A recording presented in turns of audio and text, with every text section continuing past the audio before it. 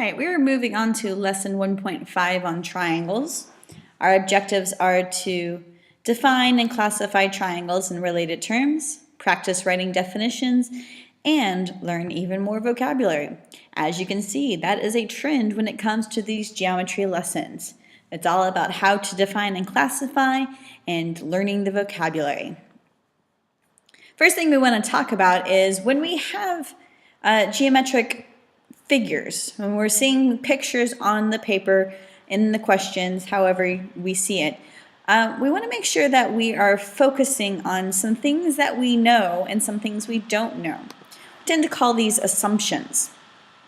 All right, assumptions are things that you can go ahead and say is true just by looking at it. You can assume it to be true. But in geometry, there aren't that many things that you can make assumptions about. You would have to prove them to be true. So some things that we can assume just by looking at the picture without any special markings is that lines are straight, and if two lines intersect, they intersect at one point.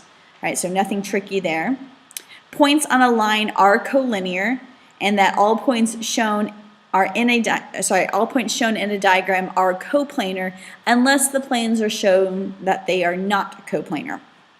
And that's an example that you'll start to recognize that if we're trying to show something three-dimensionally, then you'll see the plane.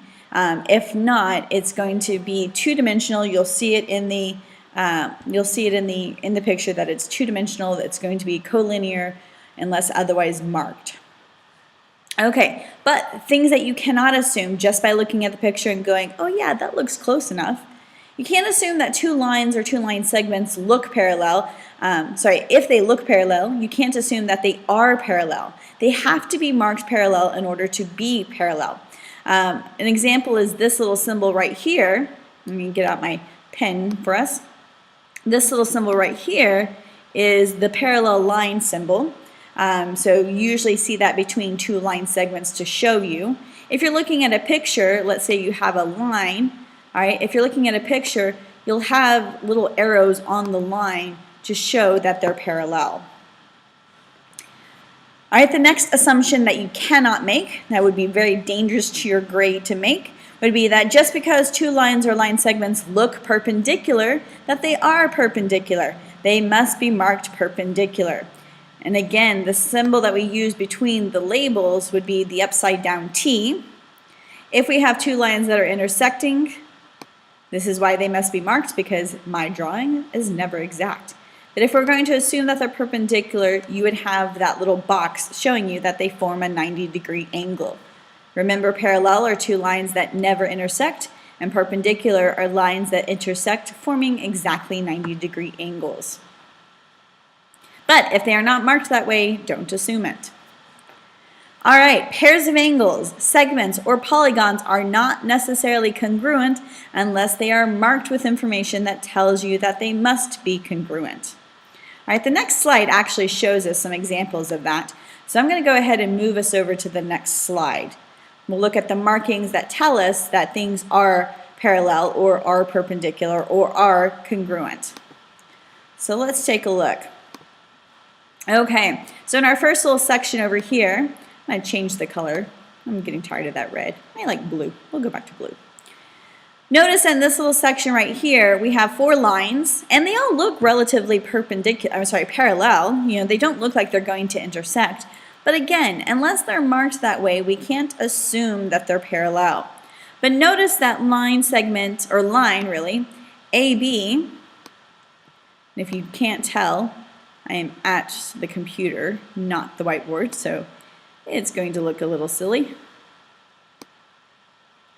All right, line segment AB, or line AB, it is parallel to line EF. And the reason why we know that is because those little red arrows that show that the two lines are parallel. That's the symbol that we're going to use.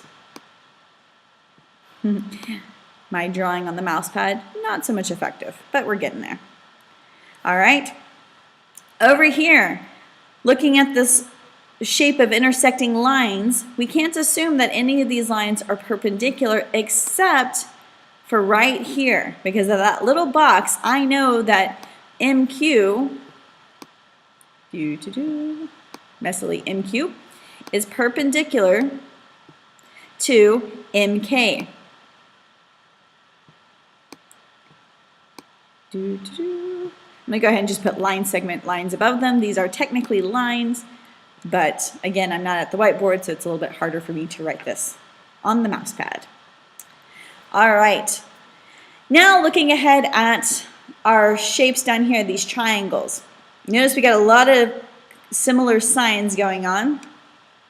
Now this triangle SVU looks like it's congruent to triangle STU, but notice that this TU line only has one mark, but nothing up here has just one mark. So that means there's nothing in the top part of that picture that's congruent to it. But looking over here at the picture of triangle XYZ, I see that there is one mark. All right, so then I can see, all right, well, X and Z has 2 marks. Oh, look, S and T also has 2 marks. Those are congruent. So then the third side, it has 3 marks, and so does SU. So the triangles that are congruent to each other would be triangle STU and triangle XYZ. Again, those congruent signs help us know what is congruent and what isn't. Especially if I'm drawing it, you don't want to make assumptions because I can barely draw a straight line. It took me a long time just to create those shapes. All right, let's take a look at triangles. Now, last lesson I gave you pictures and had you come up with the definition. This time I'm giving you the definition and I want you to create the pictures. All right, so and then use the proper markings to show, if necessary, if possible, that it fits the definition. Remember to draw an example and also to draw a non-example or a counter-example, something that isn't a right triangle or an acute triangle or an obtuse triangle. Pause here to copy down the definition for as long as it takes, and then move on when you're ready. A right triangle is a triangle with 1 right angle. An acute triangle is a triangle with 3 acute angles. And an obtuse triangle is a triangle with 1 acute angle. All right, that's if we're going to classify triangles by its angle measures. Another way to classify triangles is to classify them by their side measures. So if I'm looking at just the lengths of the sides, I have 3 different names I can use for my triangles. Again, you're going to copy down the definition and illustrate an example and a counterexample for each of the 3 triangles. A scalene triangle is a triangle with no congruent sides. An isosceles triangle is a triangle with 2 congruent sides. And an equilateral triangle is a triangle with all 3 sides congruent. So draw your pictures, and again, how can you illustrate the sides that are congruent or not congruent? Pause for as long as necessary and then move on, of course. Remember, these videos are meant to go at your pace. And our last slide. An isosceles triangle has some special characteristics when we are talking about it. We have 2 congruent sides as we talked about. So those 2 congruent sides form what we call the vertex angle. All right? So the vertex angle is right there. Then opposite of that is the base. All right, so this is the base side right here at the bottom. Oops, I don't want to, there we go, there's our pen. So this is our base side right here. And the angles that are opposite the congruent sides are called the base angles. Now something that's not marked on here, but let's go ahead and talk about, is those base angles happen to be congruent.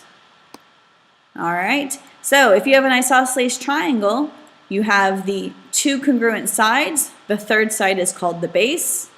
The angle opposite the base is the vertex angle, of course that point being the vertex. And then the base angles, these are the angles opposite the 2 congruent sides. They are also congruent to each other as well. Remember that base does not always mean bottom, all right? If I have an isosceles triangle on its side and I know that this side and this side is congruent, then the base is the side that's not congruent. So even though it's not listed as a base right there, it is considered the base because it's the non-congruent side. All right, that actually concludes our lesson for triangles. So go ahead and study this up in your textbook, make note of any questions that you have, and we'll look over your definitions tomorrow in class.